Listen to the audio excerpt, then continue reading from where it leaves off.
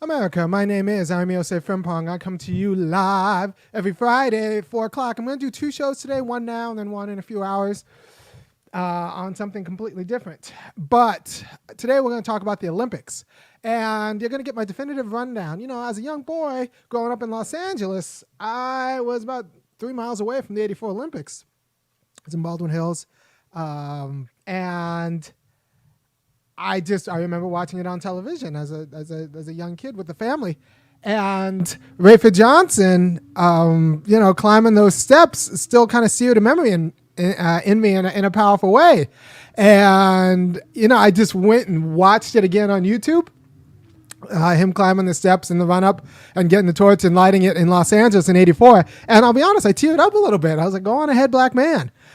Climbing up, he was doing it. And so I'm a fan of the Olympics. I believe in the Olympics. I'm also a fan of nations. People always say, how can you be a good leftist and be such a fan of nations? I'm a huge fan of nations because I believe that they are institutions of freedom. I like borders. I like nations. I think each nation should have its character decided by its people. So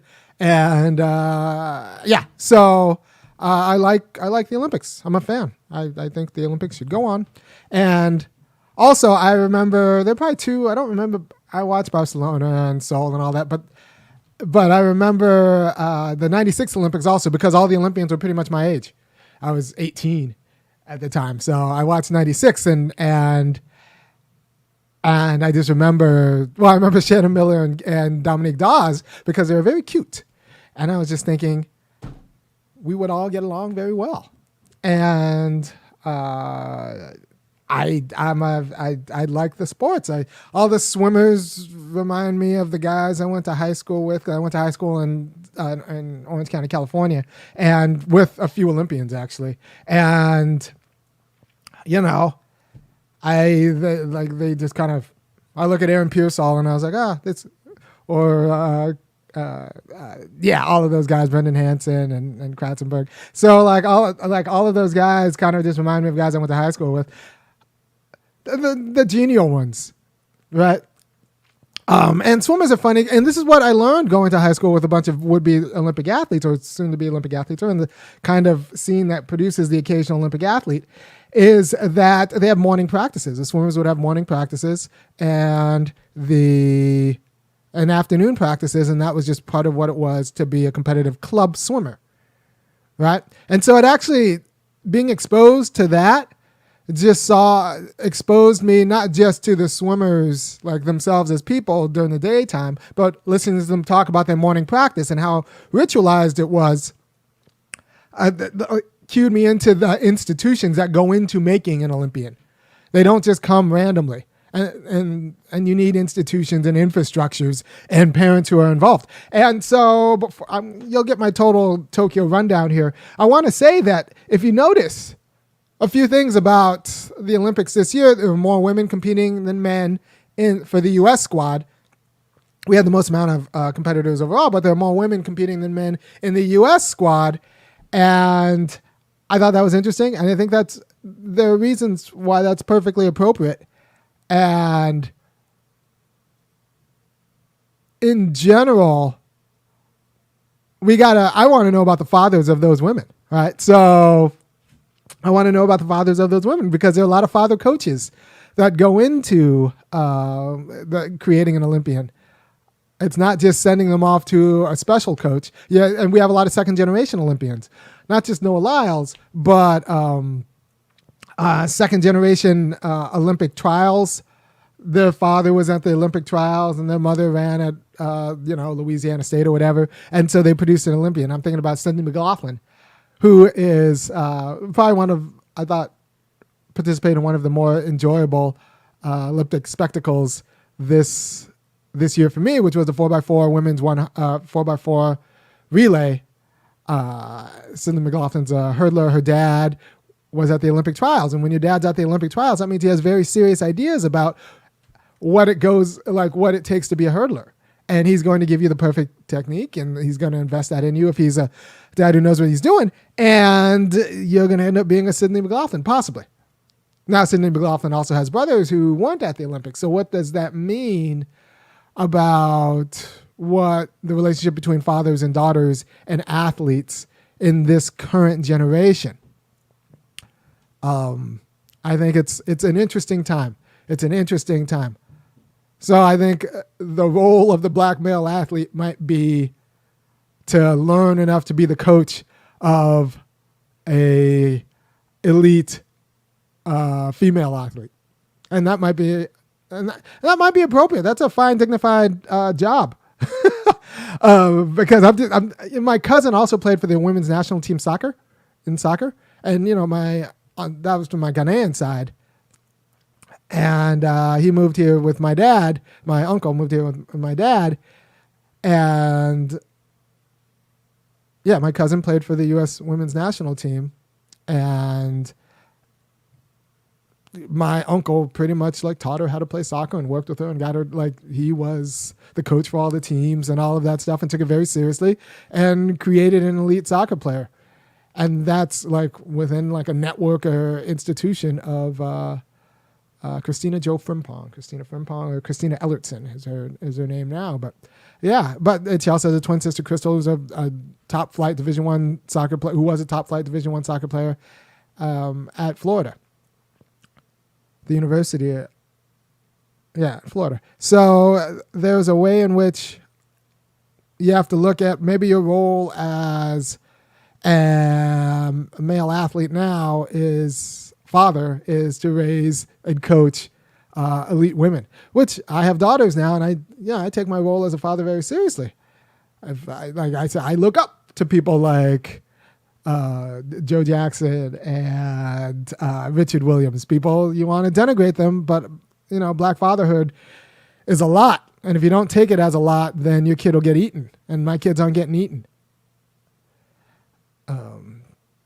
So I'm pretty hard on my kids, but I think that it's going to be worth it. And not so much in sports for me; it's more music and school. But I just appreciate the ethic of like, this is serious business. This is the job. My job, in addition to giving you the quality of wisdom that will allow you to not squander your life, my real job is raising my kids. And that takes everything I have, like all of my mental power and like insight goes into raising my kids, 2 daughters and a son. And honestly, the son's going to be the hardest one. The son's 4 years old, so like so far it's good.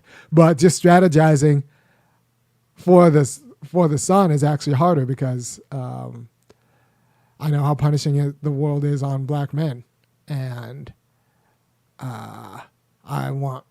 it's just going to be harder for a few different reasons. But if I raise my daughter like Archie Manning raised his sons, my daughters, I think, like, will do just fine for the world, and that's good. And so when I look at the Olympics, I see what institutional support looks like, and then once again how it's gendered, and what does it mean that there are so many that U.S. women did so much better than the men who are just kind of like kind of forgettable for the most part. So let's just go by sports, right? So swimming. Thought the swimmers were boring. I like Lily King. I think Lily King is fascinating. I thought she was more fascinating in 2016 when she had a little bit more attitude.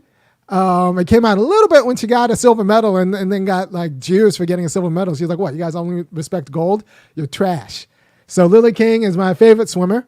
She was my favorite swimmer back in 2016 too. She's just kind of like, she's raw in a way. She's like Charles Barkley in the pool. I was worried because it looked like at the beginning, before she got silver and was pissed, she'd got media training, so it kind of taken her edge off. But once she got silver and started getting dogged about it, and she like lashed back, I was like, my girl's still there. So I like Lily King in the pool. The top name, Ryan Murphy and Caleb Dresser, I found them a little bit boring. Maybe 10 years ago, I would have found them charming, oafish white guys, but like now I just found them boring. And, swimming was fine. I enjoyed watching swimming. One of my favorite Olympic moments is in 2008, watching Jason Lezak in the 4x100 come back and just chase him down. Lezak's about my age. And so I know someone who went to college with him says he's a sweet guy and just nicest cat in the world. And I believe it too. And I just think that Jason Lezak, as a professional relay swimmer, he was tagged, really showed himself of what it means to be a relay specialist, right? So they thought it was a disparagement to say, well, you're just a relay swimmer. But it turns out that when you needed a relay swimmer to do something special, he did what only he could do and won that 4x100 in 2008. If you remember 2008, the 4x100, you know exactly what I'm talking about. It's like, for me, it's up there with like Kirk Gibson's home run, and I'm from LA. Kirk Gibson's home run in '88. It was a wonderful sports moment, and even better than Kerry Strug landing the one-legged vault in '96, although we'll get to that when I talk about women's gymnastics. So I enjoyed Lily King in the pool, didn't really enjoy it. I thought everyone else, they kind of lost the swagger of, the oafish swagger of a Gary Hall Jr. or even Jason Lezak or Pearsall or Brendan Hansen or some of those guys. Ryan Lochte. I mean, that guy might be on a little bit too oafish, the oafish on the scale of oafish swagger. But for the most part, I didn't mind those guys too much. And I think the guys who were in the pool for this, and I never really liked Michael Phelps. I thought he was fine. I just thought he was boring. So now that was rundown on swimming. Yay! Oh, Katie Ledecky. I'm kind of impressed with her. I think she's kind of a low-key badass. She kind of has like a low-key kind of vibe to her, but the heart of a killer in a way, but like not bad, just quiet intensity that I appreciate. So Katie Ledecky, best swimmer in the history of the world. And turns out she's actually, I strongly suspect, an enormous badass, just in a way that is charming. I mean, I'm sure Natalie Coughlin's that way too, but like, so that is swimming. Now I'll just go to women's gymnastics. That's fine. Like I said, I remember Mary Lou Retton in '84, but mostly like the most memorable women's gymnastics team was, the '96 team with Shannon Miller and Dominique Dawes, who we didn't date, but I think we should have. I think, at least one of us would have been very happy with that relationship. As brief as it might have been. So one thing about women's gymnastics in the United States is that you can't really talk about that time. You have to remember that this is Bella Caroli's era, Bella and Marta Caroli's era. And we kind of knew he had dictatorial reign over the team, but we didn't know what he was licensing and what that kind of authority and unaccountable power meant. And so it turned out he was running a rape factory, or just like, yeah. So everything has to be kind of with an asterisk on that time. Sexual molestation that was unfortunately normalized under Nasser. So everything has to be seen as an asterisk. But let's actually talk about kind of Bella's reign of terror in women's gymnastics during that time. And I thought it was amusing at the time because I read an article about the selection for the women's gymnastics team. They'd have like meets and then like committee meetings about meets and then committee meetings about meets and have votes and then have revotes and appeals processes. But all of that was BS because at the last minute, Bella would storm open the door, walk open, say, you, and you. Get your bags, we're going to the ranch, and that would be the U.S. women's team. And I thought that was kind of amusing because it kind of showed faux democratic procedures. I remember reading this in, I think, 2004. And just thought, like, yeah, that's how it works because we like to pretend that these meetings and votes matters. But at the end, it's Bella picks the 6 people he likes, and that's just the way it's going to be. And everyone's like, okay, Bella. and Marta gathers them, and they go to the ranch, and they become Olympic champions. And so that era's ended, but we kind of always knew that there was something kind of fishy about the way Bella ran business. All right, so with this team, Jade Carey is another one, the gold medalist in the floor, is another one coached by her dad. Her dad wasn't her actual coach, so he got to go down and be he got to be on the floor with her while she was being awesome, and I appreciate it.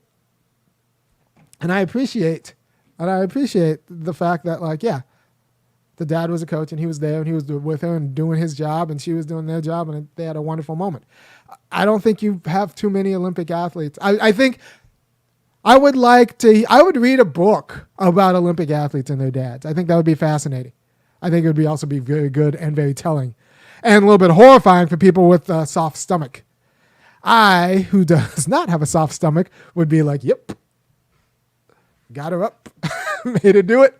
And some would call it abuse, but it's because the dad knew what had to be done in order to get from point A to point B. And I'll talk about this next. And after there's all this research that says all of the things we hate about womanhood, especially white womanhood, is drastically reduced if your daughter plays competitive sports.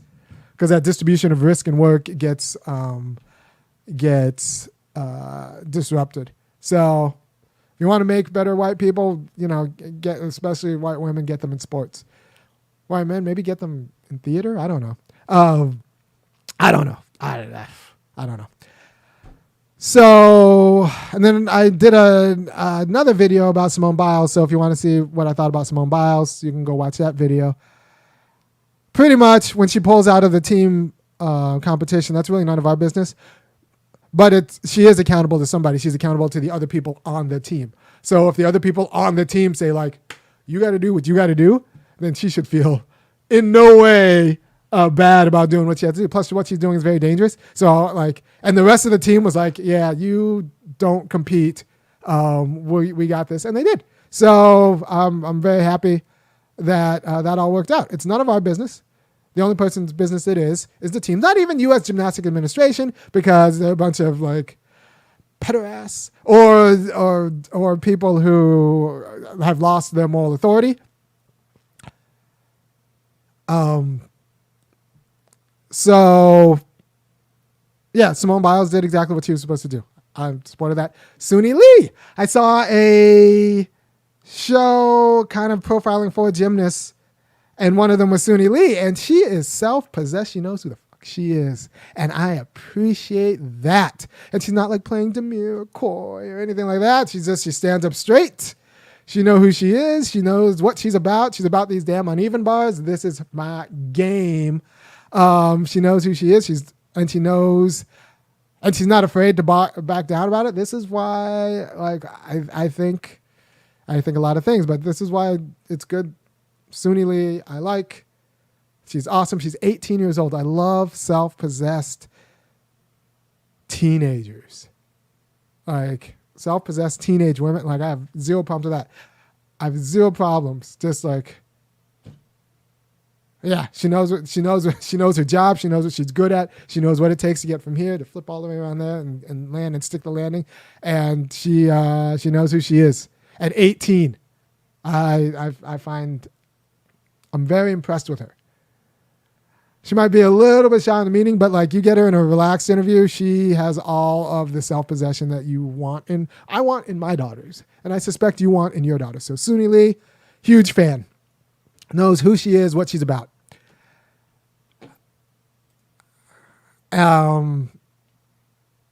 Yes, I like Gracie McCallum too. I thought in general and Jordan Childs. I like Jordan Childs. I look forward to seeing Jordan Childs in the future. She has kind of a looseness, but still she's a killer. You got to be a killer at at that level. So she is just good, solid people. Once again, I strongly suspect would like to see her parents. All right. What does it take to raise a Jordan Childs? Because she also has a good head on her shoulders. Jordan Childs for, Oregon Senator. I think she's from Oregon. She might not be from Oregon. But if she is from Oregon, Jordan Childs from Washington, maybe. Can't remember. But she should be our U.S. Senator in 20 years. I would support that.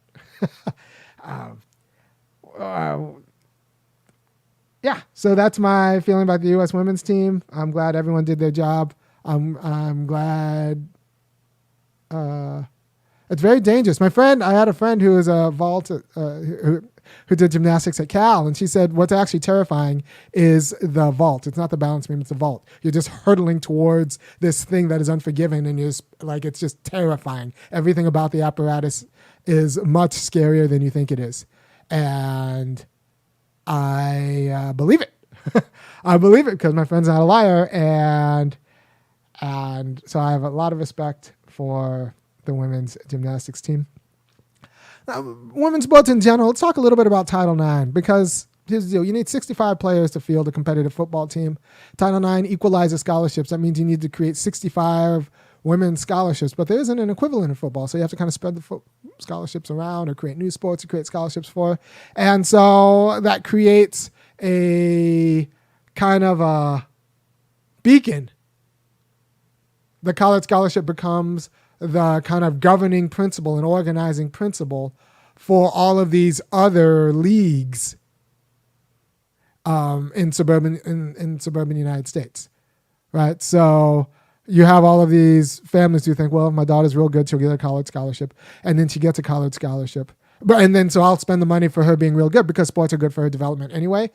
And she'll get a college scholarship. And that way it'll be worth it.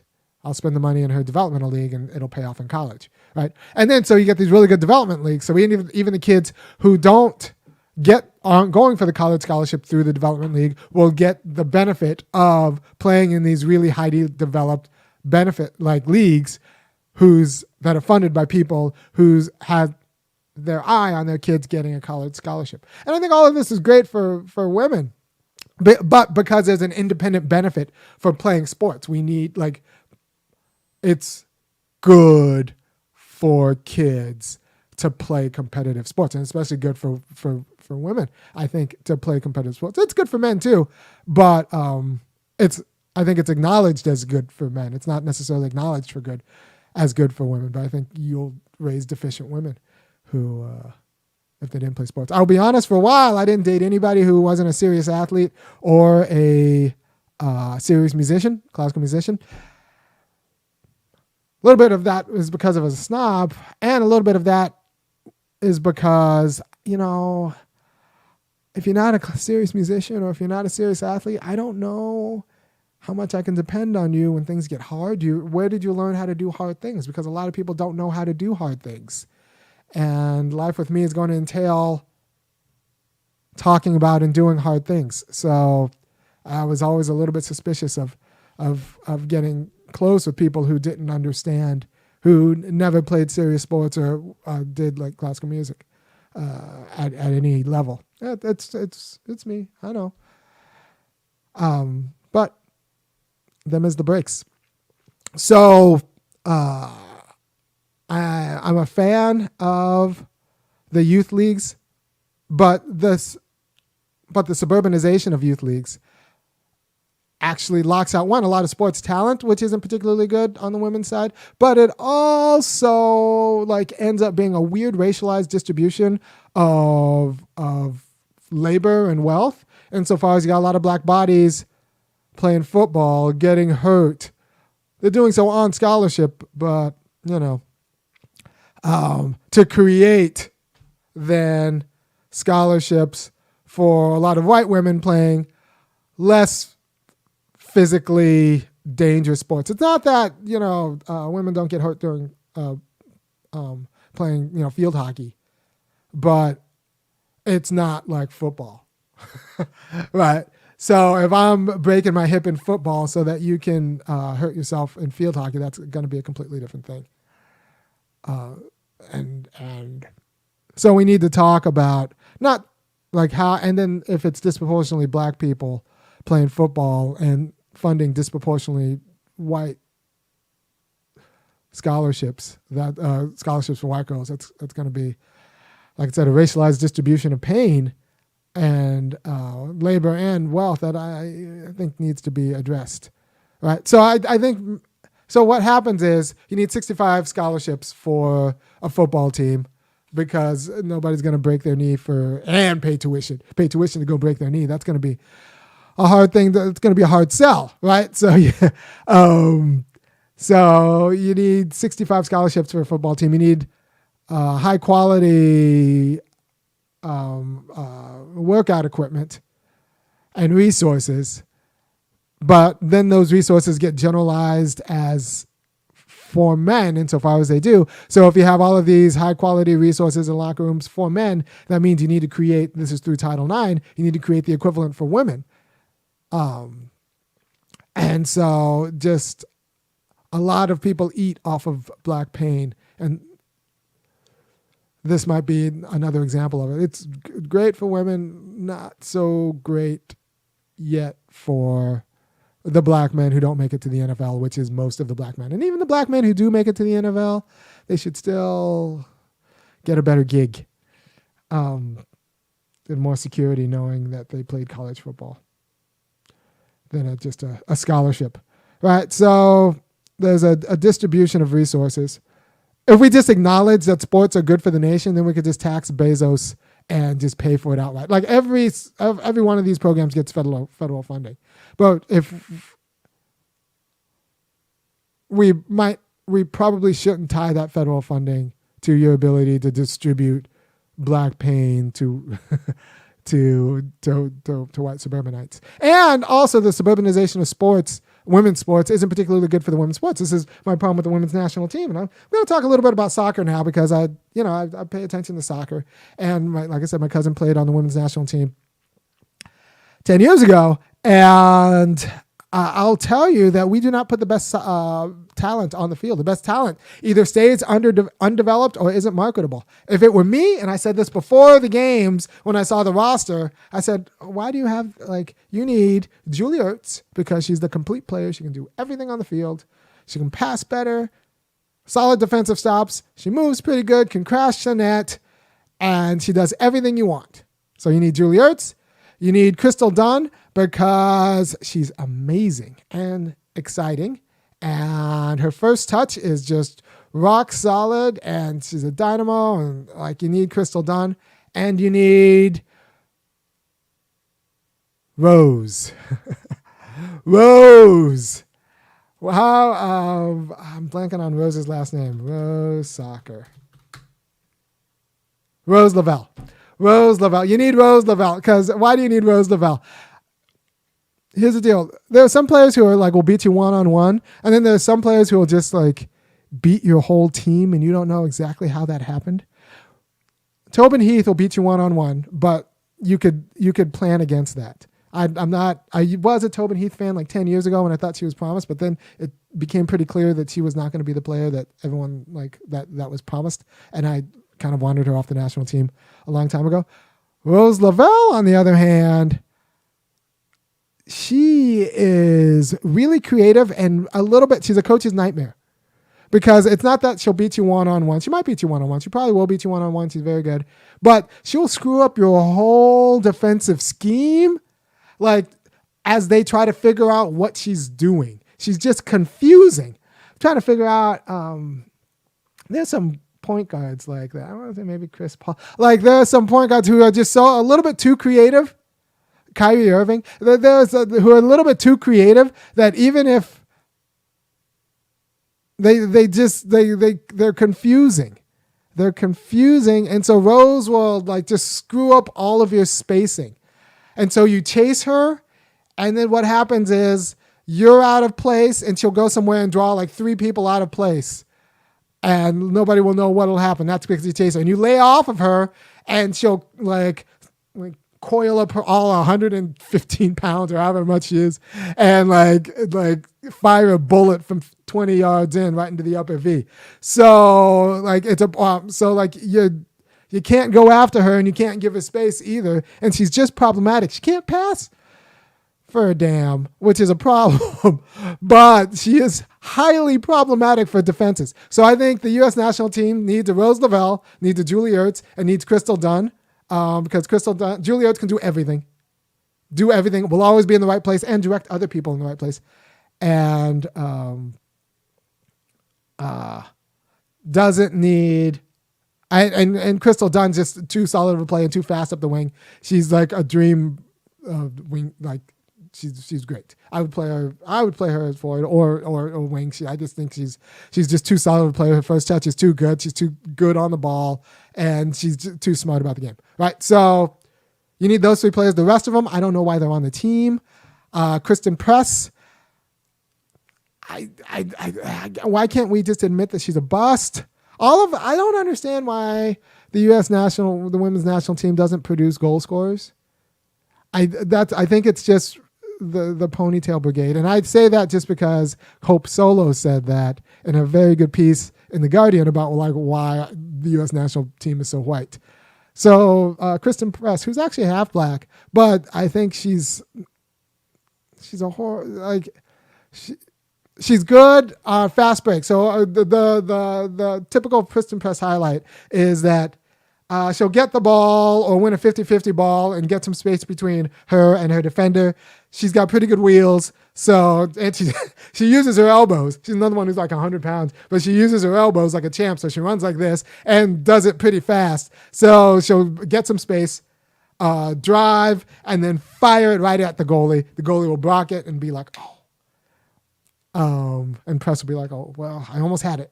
But it'll happen so often that her spatial awareness of the game is just bad. She needs to pick her head up, and I don't know why nobody's talked to her about this, but it's been a thing for years that in the clutch she misfires.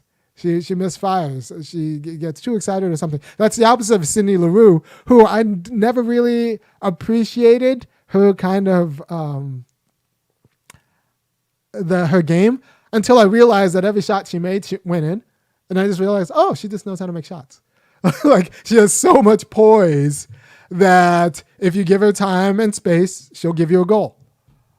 And not just the obvious ones like Alex Morgan does. Well, Alex Morgan's complicated because I don't like her game, but she does score goals. So I can't say that she's a waste, but I wouldn't want her on my team. But I understand why the U.S. national team wanted her on their team. But I don't like the way she plays soccer. I'm just not a huge fan. I'm not impressed by the way Alex Morgan plays soccer. But Sydney Leroux was creative in the way she just created goals. She's going to give a space. She gave you a goal. And I appreciated that in a way that I thought was charming. Right.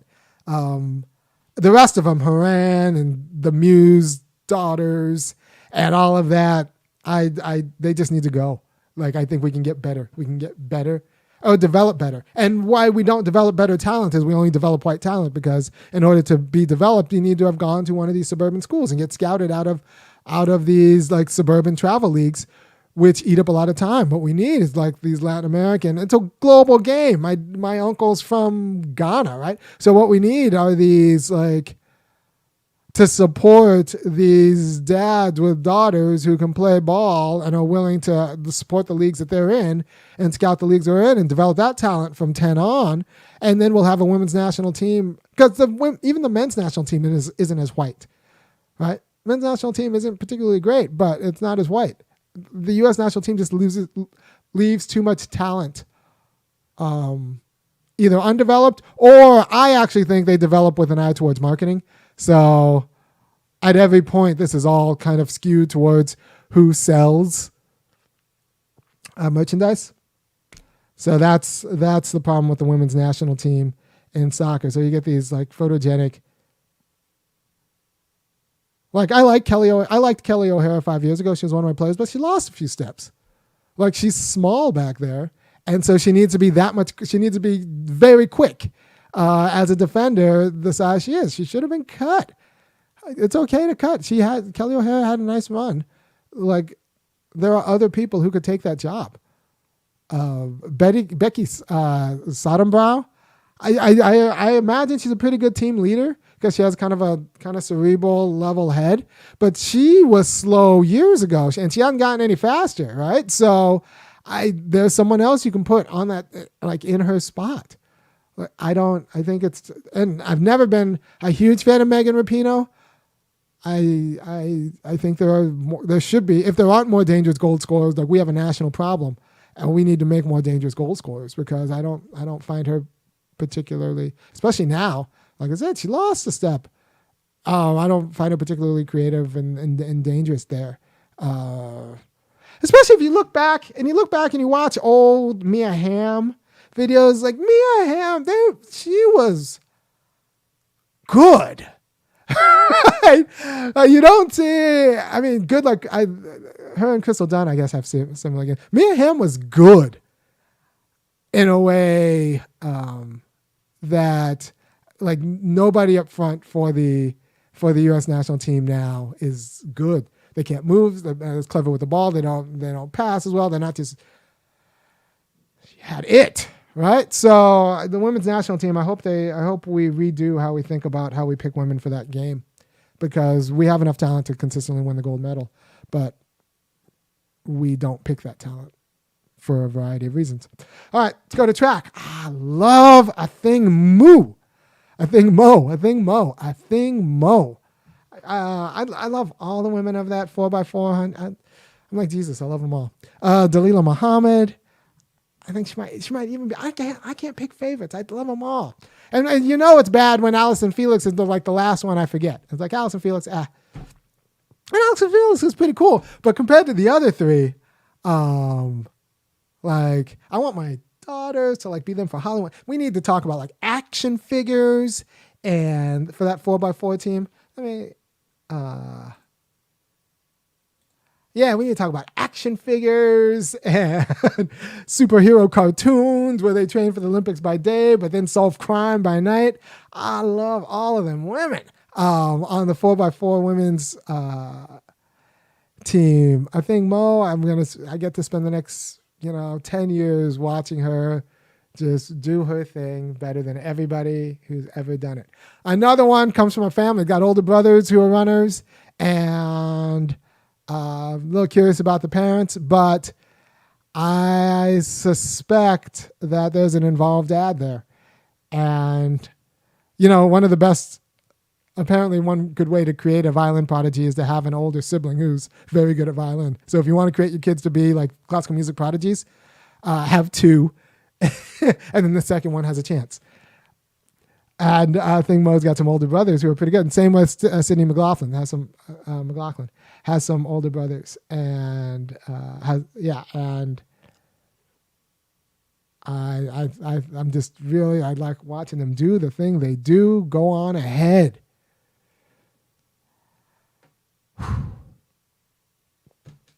That's 4x100 is a race that we don't think about as a whole team, right? So China and Japan does very well on the 4x100, way faster than their individual competitors combined, whereas we think of it as a pickup game. We just pick the four fastest people who happen to be there in the 4x100. But the 4x100, those three handoffs for the baton. I remember I spent 15 years watching the U.S. team, men's and women's, just drop batons and pass out of lanes. So I've thought about this a lot. Those baton passes, I think we could pick up a fourth of a second on each baton pass if we train whole teams and not just pick the four fastest people who are there, right? So if at the Olympic trials, or even before the trials, you pick the number 3, 4, and 5, 3 through 3, 4, 5, 6 fastest people at the Olympic trials, and say that's your relay team. They'll run all of the time trials and the semis and the finals. Then the idea is that, well, no, the superstars from the other world will get us. I don't think so. I think you train them as a relay team, and they go there with one job to win the team gold, and you just train handoffs. I think you make up the time. You're going to have a problem with like the Usain Bolts and the killers on the last leg, but I don't think you'll have that big of a problem. And especially if you can make up, I think you can make up with a perfect, taking advantage of the rolling start. If you just train them, this is your job as a team. You worry about nothing else except this team. I think you get your 0.4 seconds per handoff. That's a second and a half. You just get through having clean handoffs because you've trained as a team. And I think that's worth it. And so we just need to think about not so much a 4x4, rethink about the 4x4, but the 4x1, just because it's so fast and such a technical, like people have gotten so fast. Like the bodies are so big and so fast and it's so technical that we just need to treat it as its own team event that's distinct from the individual events. So you got 1 and 2 go as individuals, and 3 through 6 go as the U.S. men's relay team. And that's what it's because it's so fast and so technical.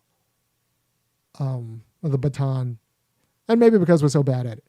Because right now, like I said, we do pickup relays where we take the 4 fastest people there and just assume that they'll get to stick around without fumbling it. And we always kind of fumble it. Like, even when we always kind of fumble it.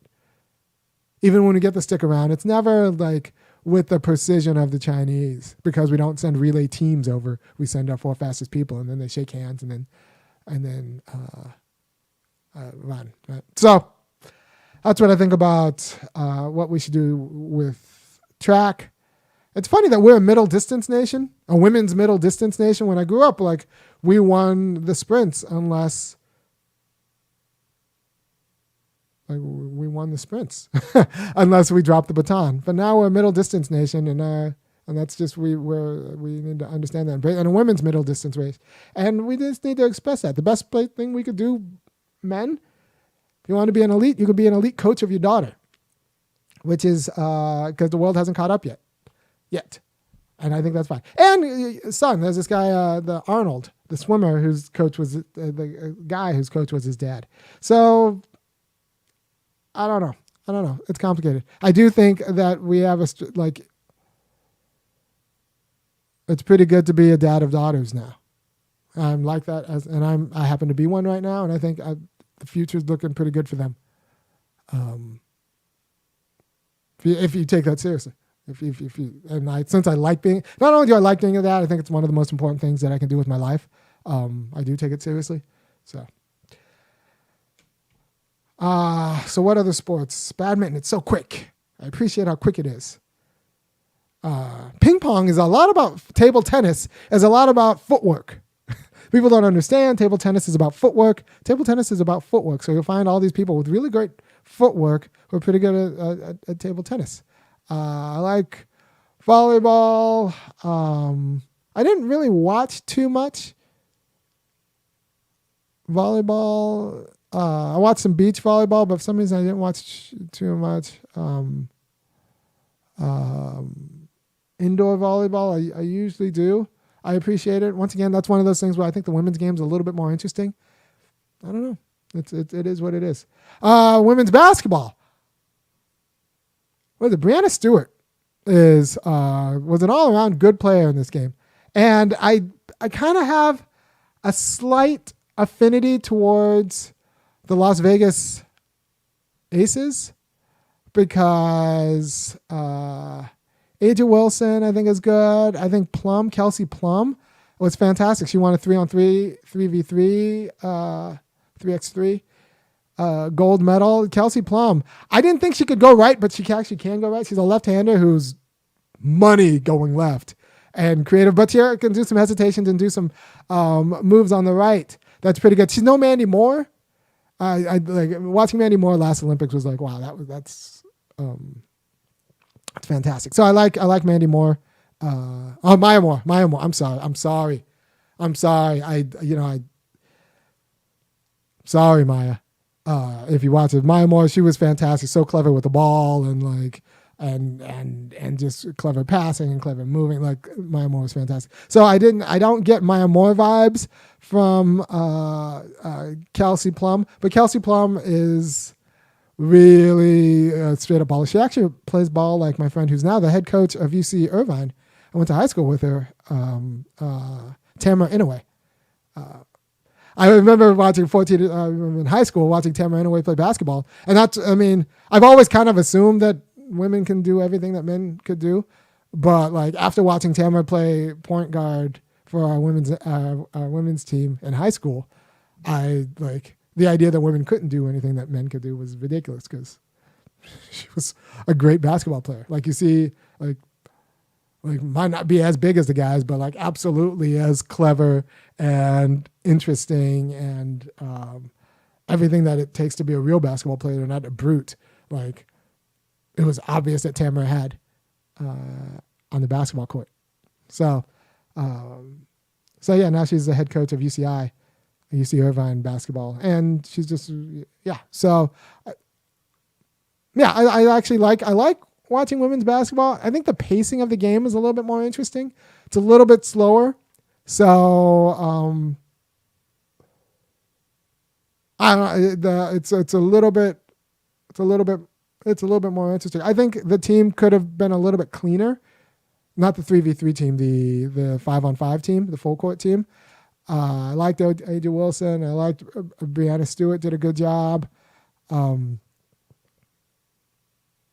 Sue Bird wasn't particularly. I found her more impressive the last few go-rounds. I hope her and Diana Taurasi retire and open up. I wanted to see more. I wanted to see other players, and but I'm glad they got the gold, and good for them. And I think that's about it. That's all. You learned everything that you need to know about the Olympics from me. It's I want that anthology of Olympic dads of female athletes because I have a feeling you'll find some interesting things. Probably Olympic dads of male athletes too, but I think with this generation, Olympic dads who just decided, all right, my daughter's going to be an Olympian, and I think I can put together a plan to make that way because I think no small number of these dads, like low key and maybe even high key, like thought that way, and that's why their daughters are Olympians, which I think is pretty good for everyone. So thank you for your time, and I will see you. Oh, what's her name? The wrestler, the Ghanaian, the wrestler lady. Oh, Mensa, Tamara Mensa, Tamara Mensa Stock. Mensa Stock. Yeah. Like she is fantastic. She's fantastic. I liked everything about her. Very good at it. Wants another one who's like had an no BS dad. Looks like he was Ghanaian with a name like Mensa. Yeah. And he died early, as we do, but he died in a car crash. And I support and I wish the best for her. I wish another legacy family that we don't talk about, the shot put. I want to say both the U.S. shot putters, the gold and silver, were from legacy shot put families. Right? So there's generational knowledge that goes into being an elite athlete. I want to know what happened to the sons, besides Noah Lyles, what happened to the sons of all the people who were in the trials in the 70s and 80s? Are they, or even the 90s, like all those people who were in the Olympic trials? Because by the time you get to the Olympic trials, you've figured out some things about your sport. I will say a thing about triple jump. The triple jump record, the men's triple jump record, has been around since 95. I was a triple jumper, I want to say 44.11? 43.11 and a half. It was a 21 and a half foot long jumper, 43.11 and a half foot triple jumper. And And so but I wasn't particularly fast or could jump very well. With the triple jump, I just kind of thought through it in a way that was, I had pretty good technique. And the triple jump record is about 60 feet, and it's been since 95. No one comes close. I'm not really impressed with anybody's technique. Clay's pretty good. He's a pretty good athlete. And like, he seems like a bright guy who's been studying this for a long time. I'm just surprised. I'm just surprised that no one's as technically good as Jonathan Edwards was in 95. And I'm just surprised. Even the woman who broke the women's triple jump record, I think that triple jump record is going to be broken again by somebody with better technique. The second phase was like, so I have some problems with that. I do appreciate the high jump gold medalists, who decided that they were done jumping, and since they were both tied, they didn't want to do a jump off. We'll just both get golds, and they did it like champs. I actually appreciate that. Some people hated on them for that. I think the people who hated on them for that don't understand high jump. Look, high jump's one of those things. It's like it only ends in failure. The meet's not over till you're screwed up 3 times, and so it gives you kind of like a very mature attitude about life because you've had to knock down the bar 3 times. So they've taken hard jumps. Their legs were tired. They weren't going to go any higher. They didn't want to go to a jump off and then have to like lower the bar, keep lowering the bar. And so they just said, the guy from Bahrain, I think, just said like, all right, so either we go to a jump off or we can just both get gold medals. And the judge was like, well, I think, and the guy from Bahrain was like, yeah, let's just do the gold medals. Like, let's, easiest decision I made in my life. So they both get gold medals. And I think that's like, go on ahead. Good for you for having the presence of mind and knowing yourself and not being some man's boy. So I got a kick out of that. And I appreciate that as just like, yeah, I'll take the gold medal. Let's call it a wrap. Go home while I still have my back. All right. So thank you for your time. And I'll see you. This was a bonus show. I'll see you in a few hours. When I'm going to talk about something completely different. I'm going to talk about talk about something completely different. It'll be a good show. Peace. Oh, by the way, if you like anything I'm doing, go ahead and go to www.funkyacademic.com. Kick in $5, $15, or $50 a month, and that will help me keep it going and grow this program and the budget and all that stuff.